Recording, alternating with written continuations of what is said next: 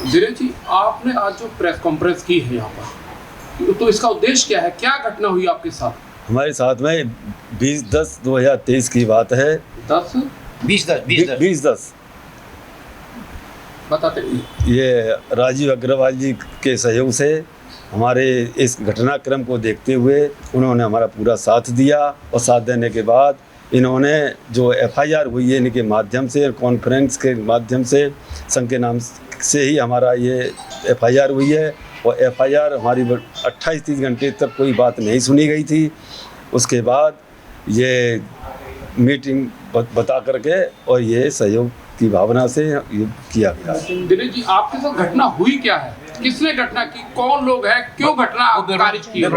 ये जो है ये 20/10/2023 को हमारी पुत्रवधू जो महुआ खेड़ा की रहने वाली है, इसने विवाद होने के कारण इसने अपने महुआ खेड़ा से अपने सगे संबंधी तथा घर परिवार वालों को कम से कम 20-25 औरतें और 20-25 लड़कों को बुलाकर हमारे ऊपर आक्रमण कर दिया, जिसमें हमारी लगी हुई फेंसिंग जो एक रस्सी द्वारा खींच करके और ध्वस्त कर दी गई थी। उसके बाद एक महेश कंतागी जो सुरेंद्रनगर के दरोगा जी SI हैं, उन लोगों ने आकर के, 2 पुलिस वाले अज्ञात थे और एक दरोगा जी ने आकर के कहीं से सीढ़ी मंगवा करके और उन सबको महुआ खेड़ा वाले बच्चे और लड़की को, कृष्णा कुमारी उसका नाम है, उसने हमारी ऊपर चढ़ाई कर दी और चढ़ते 20-25 लोगों ने हमको आके घेर लिया।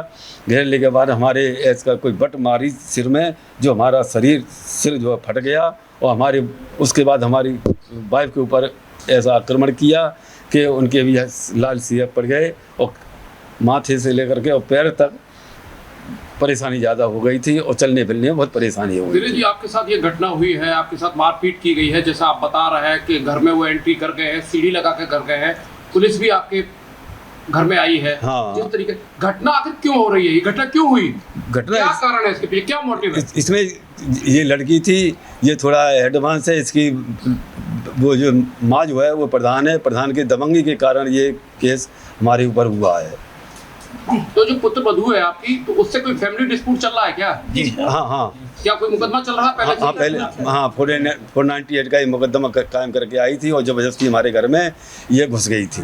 कौन सी धारा में मुकदमा चल रहा है? वो 498A 498A में चल रहा है। दहेज का मुकदमा। तो उसमें कोई मेरिट पे कोई डिसाइड हुआ? कंप्रोमाइज नहीं, कमरा मीडिएशन पड़ा हुआ था हाई कोर्ट। अच्छा। हाई कोर्ट में ये तारीख करने नहीं गई थी। हाँ। और वो उसी लेकर के और 3rd तारीख में इनके परिवार वाले गए थे, तो वो क्या कह रही थी कि मुझे ये दबंग है और मुझे यहाँ इलाहाबाद मार देंगे, इसलिए मैं यहाँ तारीख करने नहीं आई हूँ।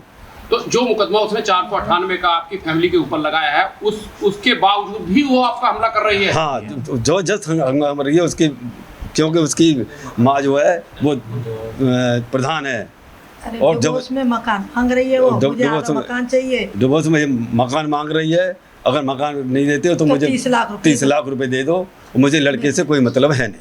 आपके सिर में चोट है, आपके हेड इंजरी भी हो सकती है, वाइटल पार्ट पर चोट है, आंख है, ये वाइटल पार्ट कहलाया जाता है, इस पर आपके गंभीर चोट है कि तो आपने कोई FIR की क्या? हाँ, FIR काफ़ी 30 घंटे बाद उन्होंने, हमारी पुलिस वालों ने नहीं सुनी।